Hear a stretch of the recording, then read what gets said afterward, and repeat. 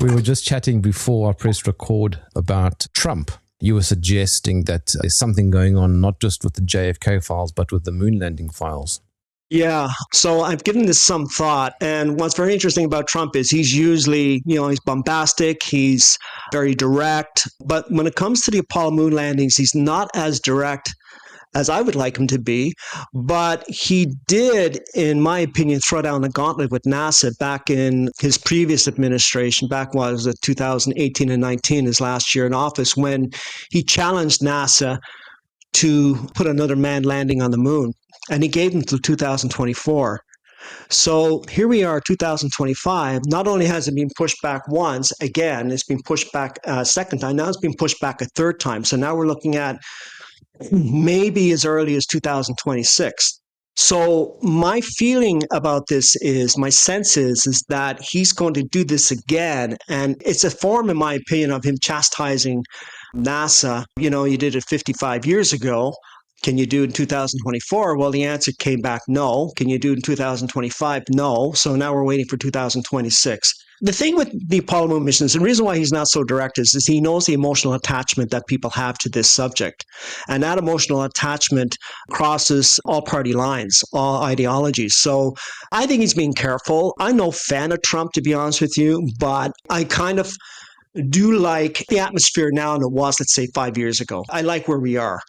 And whether he's done it purposely or whether he's done it inadvertently, he has certainly got us talking. He's got everybody talking. And this is the conversation I've been wanting to have in general for decades. Now we're here. Now we're seeing it. That part is good. So I think that's what he's up to.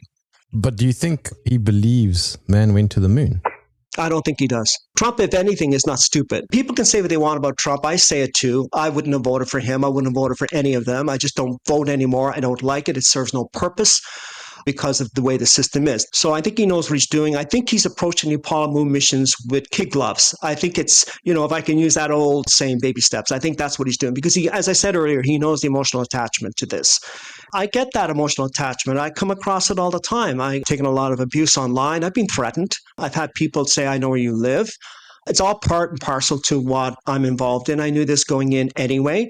So, I don't lose a lot of sleep over it, but I get the emotional attachment. It is important for people like myself and for others that work in my community, that work on this type of research, that we do not mock that emotional attachment. They're going to have to get there themselves. Right. So I think it's a lot more complex than most people realize. I know people will say Trump should come out and just say it. I don't think it's that easy, but I think we're on that path. How many presidents do you think actually do believe it? None, unless they're incredibly stupid. I'm still surprised that many people believe it.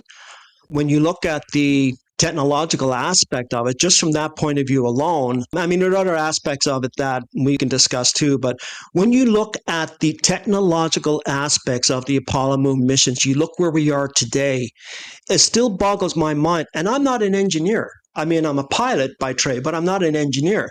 But you don't have to be an engineer to look at this stuff. You can research this for yourself, and you can also approach it with some common sense. 55 years ago, we did not have the technological capability of landing manned missions on the moon. We don't have it today. We don't have it at all.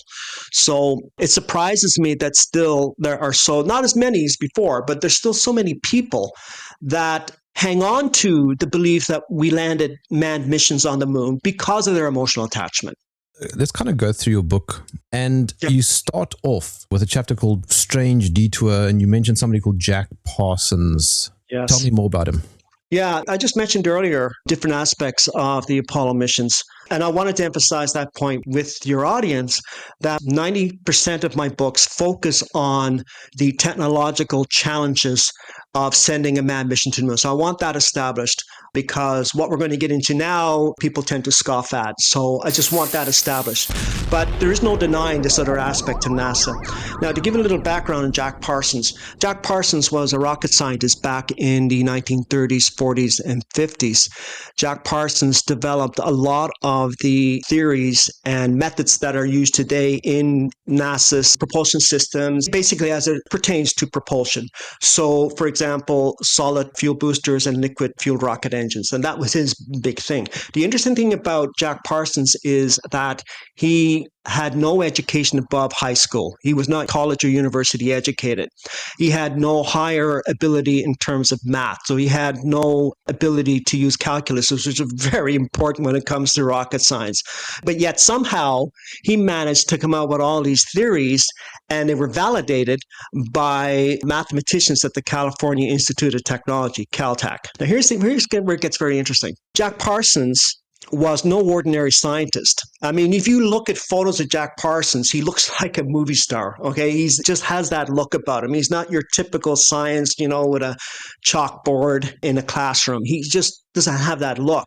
The other thing that's very interesting about Jack Parsons is that he literally, and I mean literally, read an article one day in a local newspaper about a scientist at Caltech, and he was talking about sending rockets into space. At that time, that was unheard of, and this is like 1930s, 1940s. He literally walked into the California Institute of Technology, sought out this scientist who wrote the article, and he wanted to expand on the rocket technology he was talking about. Long story short, he ends up, this is a man with no academic background, and I don't put any credence into academic backgrounds by any stretch. I mean, I think people are smart with or without it, but we're just talking within the context of, normie land, if I could put it that way, right? So here's an individual who walks into Caltech. A year later, he not only has his own office, he's not only part of the staff, he has his own laboratory, and he has his own scientific team. I find that very unusual, that a person can literally walk in from the streets, Jack Parsons, and a year later, he has tenure at California Institute of Technology. Now, it gets even better. Jack Parsons was heavily involved in the occult. He had a lot of correspondence with Aleister Crowley. Now, for those of you who don't know Aleister Crowley, I'm sure you do. Aleister Crowley ran basically a Church of Satan. He was very popular in Britain among celebrities, among the power elite. You'll find Aleister Crowley's image on the cover of the Beatles album, Sgt. Pepper's Lonely Hearts Club Band, and you'll also find out that Jimmy Page of Led Zeppelin lives in his mansion. Okay, so that's how connected Aleister Crowley was back in the 1930s and 1940s. This is an individual that Jack Parsons was communicating with on a regular basis and started his own chapter in the United States while working at Caltech. And it turns out now that many of these scientists at Caltech, physicists and mathematicians, were also part of this elite satanic club that Jack Parsons was involved in. Now, it gets even deeper. You're familiar with Wernher von Braun? Yes, he worked with the Nazis. Yes. So Wernher von Braun was a rocket scientist. He famously built the V-2 rocket that supposedly terrorized Britain during World War II. He was brought over, after World War II, he was brought over to the United States by the OSS, which is the precursor to the CIA. And he was recruited into their space program and eventually recruited into NASA when it was brought into being by Eisenhower in 1958. Wasn't he part of Operation Paperclip? He was in that file, I think, yes. Yes. And I believe now that Operation Paperclip was a deal going on between them and, of course, the Soviet Union. They took their scientists and, of course, the Americans took theirs. But what's very interesting about this whole connection with Wernher von Braun is it turns out that Jack Parsons was in constant communication by telephone to Wernher von Braun in the 1930s and 1940s, as well as the 1950s. So for people out there, just think about that for a second. He was in telephone conversations with Wernher von Braun before World War II, during World War II, and of course after World War II. The question is, why was he in constant contact with Wernher von Braun? This scientist who spent half his time working on rocket theories and half his time dabbling in the world of the occult. And it turns out that all of the people that by this time were working in the rocket space program, which was under NASA at that time, had to be checked out by the FBI. So they had to have security clearances from the FBI and presumably later by the CIA. This is all going on under the eyes of the FBI. So Wernher von Braun was a force in the United States and their space program long before he was brought over to the United States under Operation Paperclip, and the close ties between him and Jack Parsons and Aleister Crowley. You see where this is going? Very occultic is where it's going. Yeah, very occultic. And that's the part that I want to bring this around to, is that what people don't understand is, and I believe this strongly now, when it comes to NASA's space program, I'm beginning to see now, aside from the technological aspects and challenges of getting to the moon, that is getting a manned mission to the moon. I'm not talking about all manned missions. And I want to just clarify that. We're talking about an agency that is based and bathed On in Satanism. the occult. Yeah. Exactly. And you can see it on its symbolisms. You can see it in the Apollo missions. You can see it everywhere you look. If you open your eyes, if you want to go down that rabbit hole, you'll see it. It becomes abundantly clear. It gets to the point where you cannot ignore it. You cannot not see it, is what I'm saying. NASA don't like to talk about Jack Parsons. No, and that's the interesting thing about this. Now, Jack Parsons was killed in 1952, supposedly in one of his own experiments. I have read a lot about that, and it's not really being determined. I think there's a lot of unanswered questions. I spoke a little bit glowingly of him in my book, in the first chapter of my second book. I'm sort of now looking at that and realizing there's a lot more going on with Jack Parsons. Still, it baffles me to this day how he can come up with the theories. Well, actually, it can happen. It's happened in history. And the mathematicians would come up with the solutions. He would present the theories. So Jack Parsons basically had the solutions, and the mathematicians would work the equations out to validate that solution, rather. So I don't know. It really amazes me how deep down the rabbit hole this occult is. And that seems to be what NASA is. There's a lot of NASA themes about this. And Jack Parsons has been credited with the success of the so-called Apollo moon missions and the space shuttle after NASA was enacted by Eisenhower in 1958. Now, here's the thing.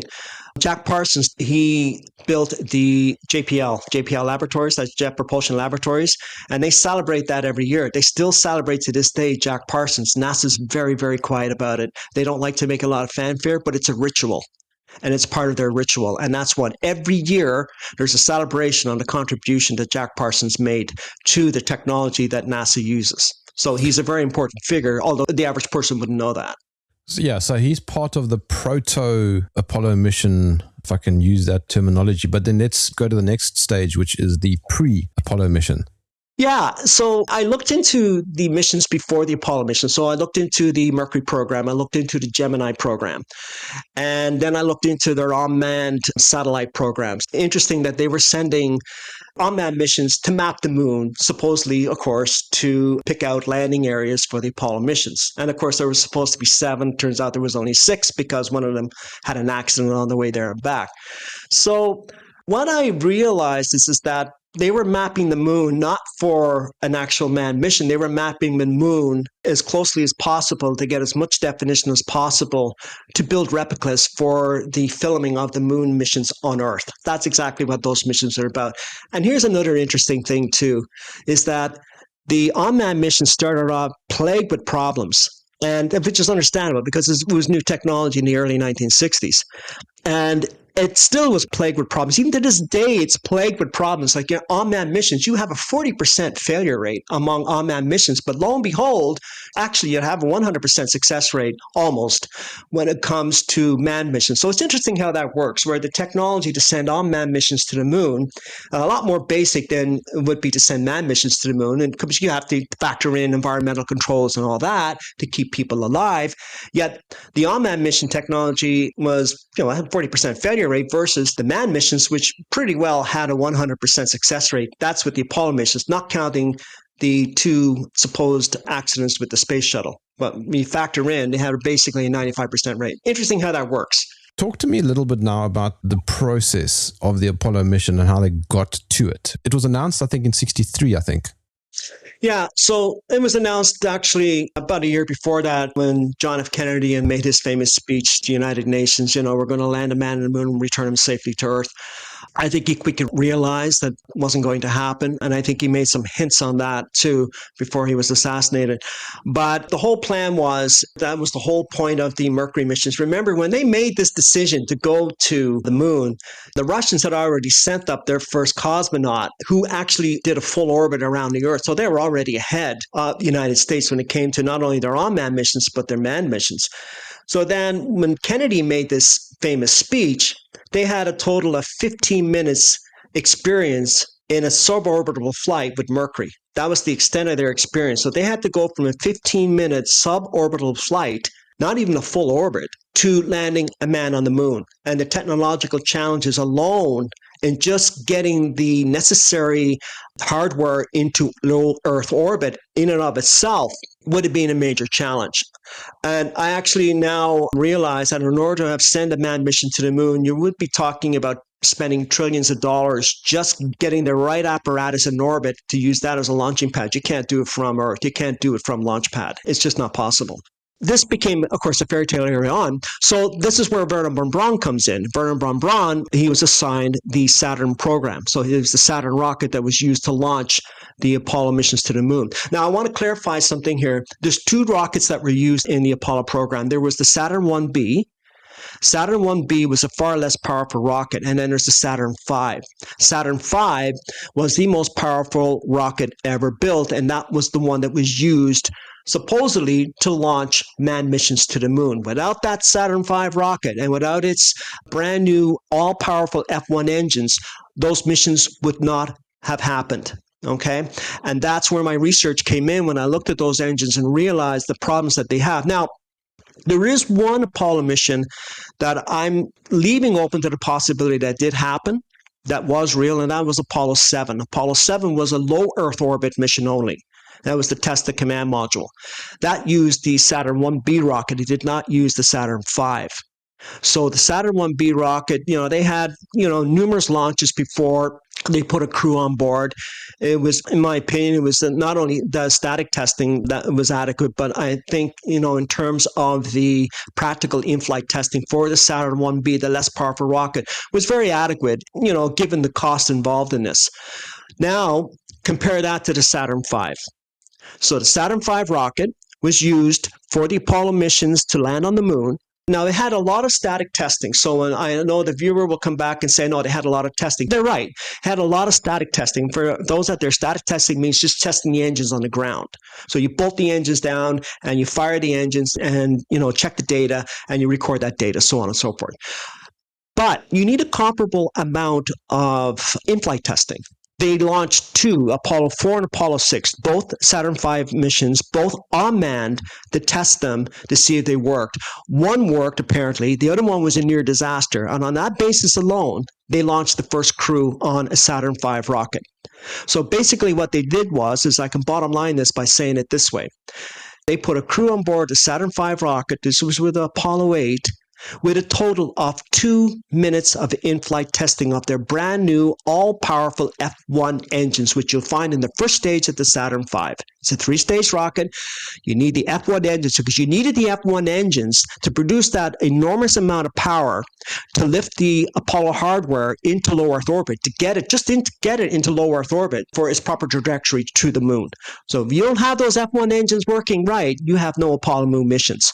And that's exactly what Bill Kaysing said. He was the pioneer in this back 40, 50 years ago. He worked on the F1 engines in the late 1950s and 1960s. And when he saw what was going on with the F1 engines and that data was being falsified, he resigned in 1963. And then he wrote his book about this in 1977. And he said the same thing. What you're watching there with the Saturn V rockets is, number one, it's a stripped-down version of the Saturn V. It's not using the F1 engines. Keep in mind, the F1 engines, anybody can look this up, the F1 engines that were used in the Apollo program were the most powerful engines ever built. And according to NASA, the most successful. Yet, look at today. Okay, so how do they compare to SpaceX rockets today?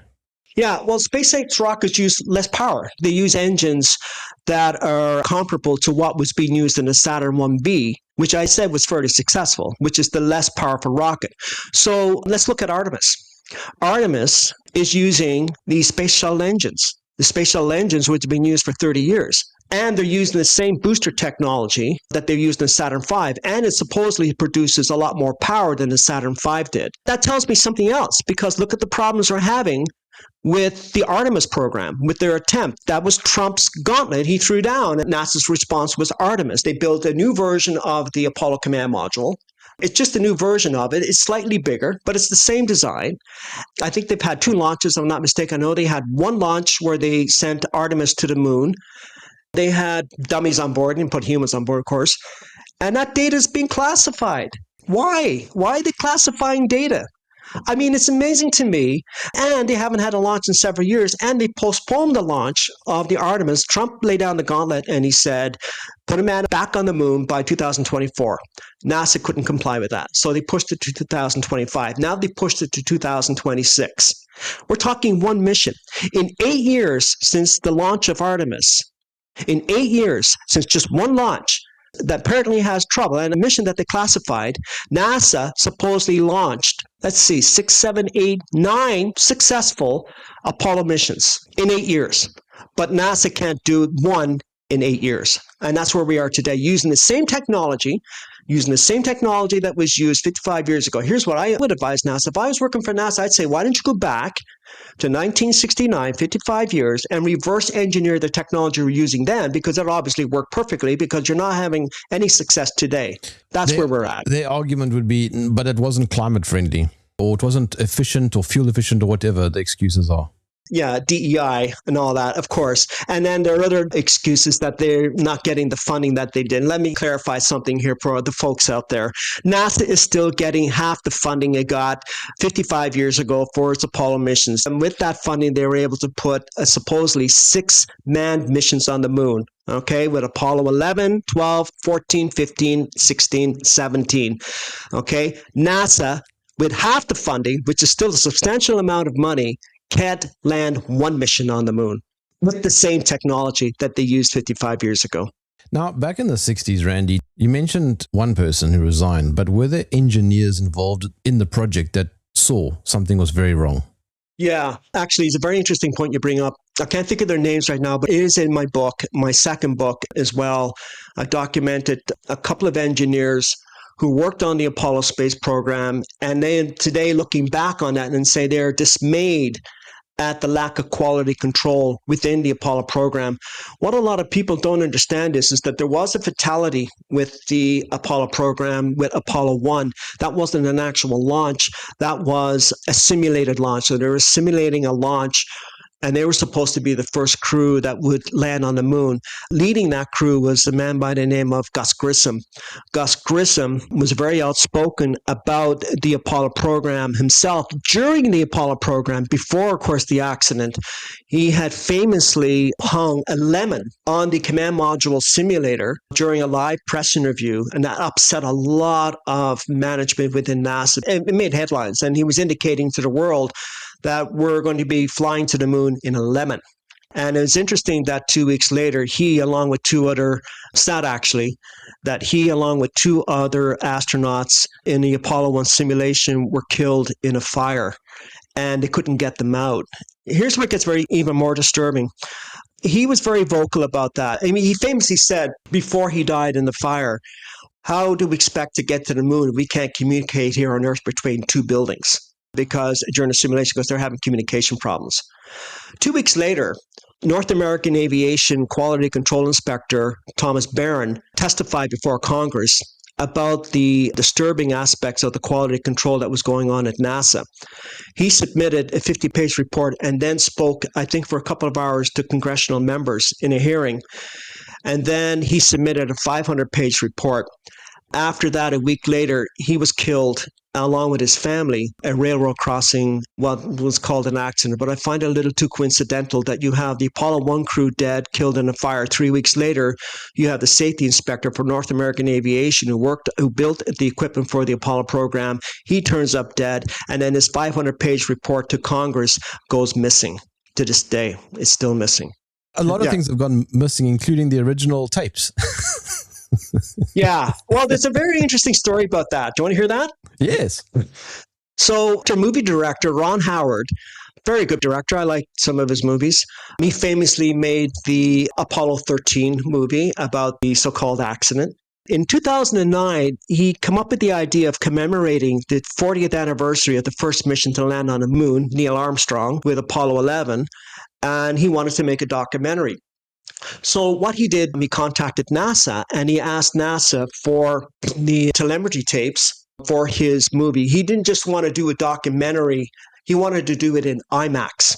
And what he needed was the original telemetry tapes to access the original video feed that was used to film them on the moon.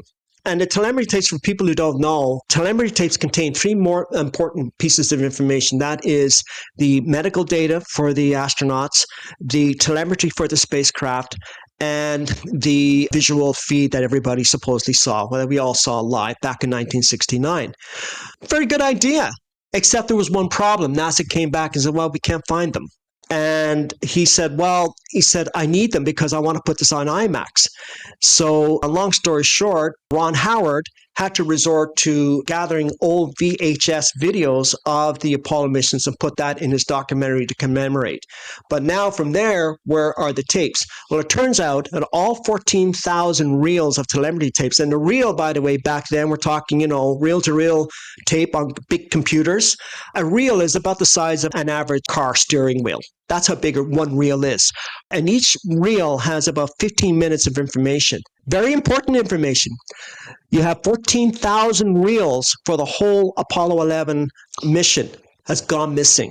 How do you lose 14,000 reels of telemetry tape? And I might add one more thing here. It isn't just for Apollo 11.